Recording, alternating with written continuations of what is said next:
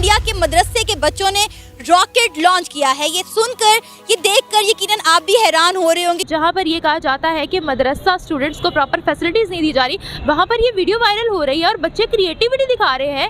अब एक बार फिर टेक्नोक्रेट सेटअप की अफवाहें गर्दिश कर रही हैं। निगरान सेटअप की बातें हो रही हैं, टेक्नोक्रेट्स की बातें हो रही हैं। लोगों के पास जहर खरीद के खाने के पैसे भी नहीं है। ये मुहावरतन होता था, इस वक्त हकीकतन ये हालात हैं। पाकिस्तान एक ऐसी जंग के अंदर दाखिल हो चुका है कि जहां सिवाय आग और खून के हमें कुछ हासिल नहीं होगा। 6 महीने से 2 साल का एक टेक्नोक्रेट सेटअप आएगा। उसके लिए मुलाकात GHQ में हो चुकी है। 2 दिन पहले मुलाकात हुई थी जिसमें इकोनॉमिस्ट को बुलाया गया था। रजा बाकिर पाकिस्तान आए हुए हैं। सर, सबसे इंटरेस्टिंग बात यह है कि ये इंडिया के मदरसे के बच्चे हैं।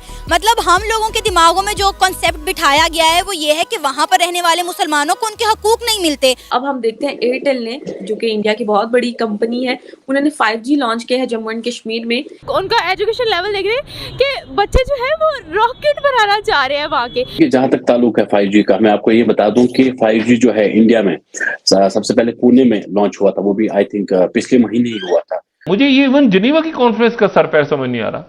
क्या वहां जा रहे हैं 13 अरब लेने के लिए कि हमें सैलाब के लिए $13 बिलियन दे दें, और बाकी जो हैं वो रोल ओवर्स हैं। भीख मांगते हैं, वो कहते हैं चलो यार जाओ, चलो हो गया वो ही कर। तो ये कहना कि हम डिफॉल्ट नहीं करेंगे, आप तो डिफॉल्ट कर गए हैं। आपके पास साफ पीने का पानी है, आपके पास हेल्थ है, आपके पास एजुकेशन है, आपके पास जो इलेक्ट्रिसिटी के मामलात हैं वो हैं। आपने अपना डेट पे करना है या पैसे जो उधार लिए वापस करने हैं, उसके लिए आपने पहले पैसे उधार लेने हैं, उसके बाद उधार वापस करना है। वो भी प्रिंसिपल अमाउंट वापस नहीं कर रहे हैं, इंटरेस्ट वापस कर रहे हैं। IMF से कैसे बात करनी है, कब करनी है? आप ज्यादा देर मार्च में आएंगे पैसे?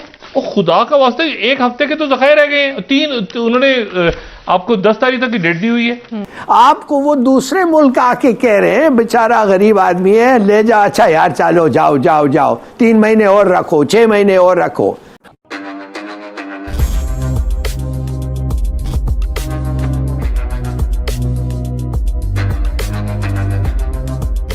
नमस्कार दोस्तों, ये वीडियो भारत के शहर महाराष्ट्र के रत्नागिरी की है।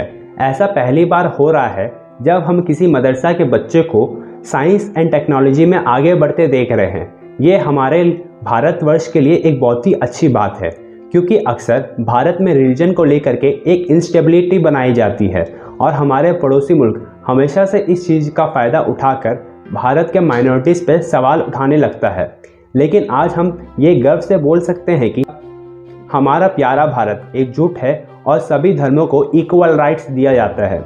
वहीं दूसरी तरफ आप और हम सब जानते हैं कि किस तरह से पाकिस्तान के मदरसा के बच्चों में धर्म के नाम पे नफ़रत और जिहाद सिखाया जाता है।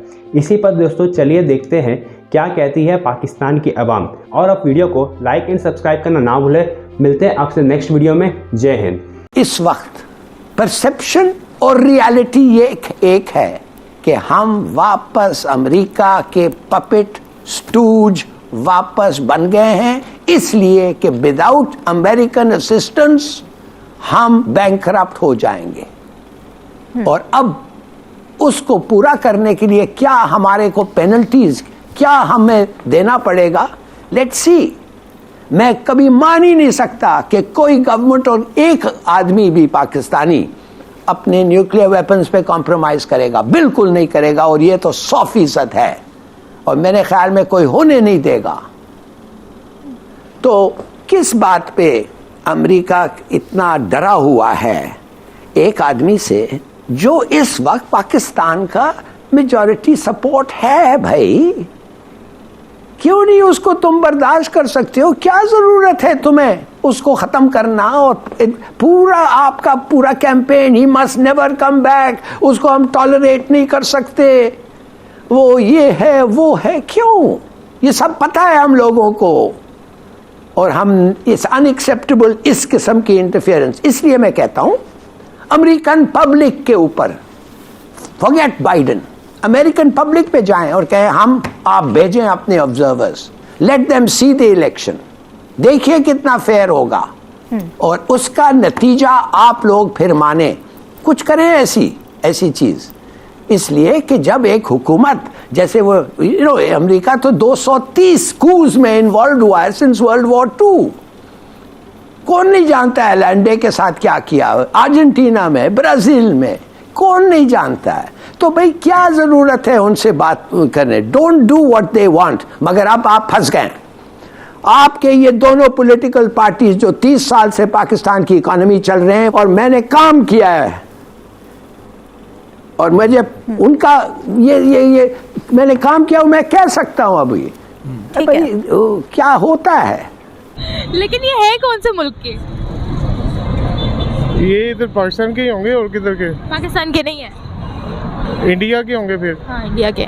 अच्छा, बेसिकली कंपैरिजन करवाना चाह रही थी कि अगर उनके बच्चों का कंपैरिजन करें पाकिस्तान के साथ तो क्या कहना चाहिए। आप देखें उनके मदरसे की एजुकेशन देखें आप कि किस तरह से क्रिएटिविटी बच्चे दिखा रहे हैं। जी जी, बहुत ज़बरदस्त उन्होंने दिखाया है, मतलब कि टेक्नोलॉजी में दिखाया है उन्होंने। यहाँ के जो होते हैं, मैं क्लिप देखता रहता हूँ, तो वो कोई धमाल डाल रहे होते हैं, कोई ज़मीन पे कलाबाजियाँ लगा रहे होते हैं, को पीर साहब क्लैशनकोफ से दम कर रहे होते हैं, हाँ, और कोई सोटियाँ मार के कर रहे होते हैं, ऐसे ऐसे पीर साहब देखते रहते हो, आपने भी देखे होंगे।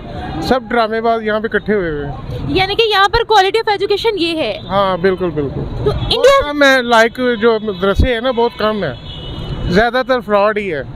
अच्छा सर, हम कहते हैं कि वहाँ पर मदरसों को ना प्रॉपर तरीके से डील नहीं किया जाता इंडिया में, लेकिन मदरसों के स्टूडेंट्स को 1000 रुपया वहाँ पर स्टूडेंट्स के लिए स्कॉलरशिप भी दी जाती है। और आप देख लें उनका एजुकेशन लेवल देख रहे हैं कि बच्चे जो है वो रॉकेट बनाना चाह रहे हैं वहाँ के। क्या लगता है कौन ज़्यादा प्रमोट करता है बच्चों को, इंडिया या फिर पाकिस्तान? ये तो इंडिया ज़्यादा प्रमोट कर रहा है, यहाँ पे तो पाबंदियाँ लगा देते हैं ना लोगों के ऊपर। क्या प्रमोट कर रहा है इंडिया, और यहाँ पर क्या पाबंदियाँ लगती हैं? नहीं, मतलब कि वो ज़्यादातर ये होते हैं कि जी ये दहशतगर्द हैं, फलां, इस तरह की बातें होती हैं। इंडिया नहीं, पाकिस्तान में मदरसे, क्योंकि वो ऊपर जो बैठे हुए ना, जो उलमाए दीन बैठे हुए नाम के जो होते हैं, वो सही एजुकेट नहीं करते लोगों को, बच्चों को सही गाइड नहीं करते, जो दीन का रास्ता है वो नहीं बताते। वो उसको उनको बच्चों को सियासत पे लगाते हैं, गलत उनको इन्फॉर्मेशन देते हैं, तो वो उस पर चल पड़ते हैं। उनकी इकॉनमी हमसे बड़ी है, दुनिया की दूसरी तीसरी बड़ी इकॉनमी है चाइना अमेरिका के बाद, तो वो तरक्की कर रहे हैं, इसमें कोई शक नहीं है। चले जितने में भी है, मेरे ख्याल में आइंदा आने वाले दिनों में पहले नंबर पे चाइना, दूसरे पे इंडिया और तीसरे पे अमेरिका जा रहा है। जो अभी जा रहा है, जो मामलात जा रहे हैं, जिस तरह से वो ग्रोथ कर रहे हैं, उसमें यही है कि आइंदा पहले नंबर पे चाइना होगा, दूसरे पे इंडिया होगा और तीसरे पे अमेरिका जा रहा है। आखिरी सवाल सर, मैं आपसे ये पूछना चाहूँगी कि एक मुद्दा पाकिस्तान की जानिब से रेज़ किया जाता है, वो ये है कि वहाँ पर ना मदरसे के स्टूडेंट्स को ना स्कॉलरशिप नहीं दी जाती, प्रॉपर तालीम नहीं दी जाती, जबकि वहाँ मदरसे में ना 1000 रुपीज़ स्कॉलरशिप भी दी जाती है। और आपने लेवल ऑफ एजुकेशन चेक किया ही है बच्चों का कि क्रिएटिविटी स्किल्स पर फोकस किया जाता है, तो इसके बारे में सर आप क्या कहना चाहेंगे? जी, इसके बारे में मेरा ओपिनियन ये है कि देखें, वहाँ पे कुछ चीज़ों में मसाइल हैं मुसलमानों के साथ, कमतर या वो चीज़ें, क्योंकि वो पावर में नहीं है। वहाँ पे हिंदू और सिख जो है ना, वो पावर में बैठे हैं। कभी यही मुसलमान डिवाइड ना होते, बड़े सगीर की तकसीम ना होती, मेरे ख्याल में जो गलत हुआ था, जो नहीं होना चाहिए था, कि आप और दुनिया मानती है कि गोरा साजिश करता है, वो 10 साल 50 साल पहले का सोचता है। आप इमेजिन करेंगे, this is my personally opinion, मेरी मेंटालिटी, मेरी थिंकिंग ये है कि आप 20-25 पाकिस्तान वाले करोड़ और बांग्लादेश वाले और 1 करोड़ कश्मीर वाले और 35-40 करोड़ इंडिया वाले, हम सारे इकट्ठे होते तो हमने इस बड़े सगीर पे रूलिंग करनी थी। इस दुनिया की अजीम सल्तनत में मुसलमानों का राज होना था। 2022 भारत वर्ल्ड स्टेज में थ्राइव कर रहा है। भारत को 2023 का G20 का भी प्रेसिडेंट बनाया गया, और भारत शंघाई कोऑपरेशन की जो कॉन्फ्रेंस है वो भी होस्ट करेगा। और इसके साथ साथ 2022 में भारत वर्ल्ड इकॉनमी में एक और लैंडमार्क के साथ सामने आया। प्राइम मिनिस्टर नरेंद्र मोदी ने प्रेसिडेंट पुतिन को वर्ल्ड लेवल पे कहा कि ये एरा जंग का एरा नहीं। प्रेसिडेंट जो बाइडन जहाँ कहीं भी देखते हैं प्राइम मिनिस्टर मोदी को किसी भी वर्ल्ड स्टेज पे, वो ख़ुद उनसे मिलने आते हैं।